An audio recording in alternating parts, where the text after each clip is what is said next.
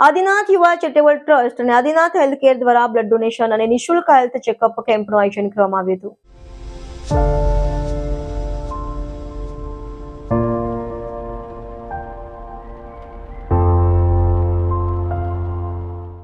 સુરતમાં સમાજના આરોગ્ય અને માનવ સેવાને કેન્દ્રમાં રાખી આદિનાથ હેલ્થકેર દ્વારા વેસુ સ્થિત મહાવિદેહ ધામ ખાતે બ્લડ ડોનેશન અને નિઃશુલ્ક હેલ્થ ચેકઅપ કેમ્પનું આયોજન કરવામાં આવ્યું હતું। આ કેમ્પમાં આશરે 240થી વધુ બોટલ રક્ત એકત્રિત કરવામાં આવ્યો અને 250થી વધુ નાગરિકોએ નિઃશુલ્ક આરોગ્ય તપાસનો લાભ લીધો।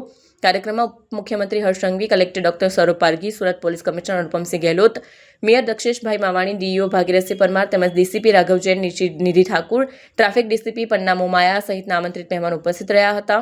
આ અવસરે ટ્રસ્ટ દ્વારા રાહત દરે મોતિયાનું ઓપરેશન માટે અત્યાધુનિક ઓપ્થેલ્મિક ઓપરેશન થિયેટર તથા પાલ વિસ્તારમાં સર્વિસ સુવિધાયુક્ત હેલ્થ કેર સેન્ટર ટૂંક સમયમાં શરૂ કરવાની માહિતી પણ આપવામાં આવી હતી।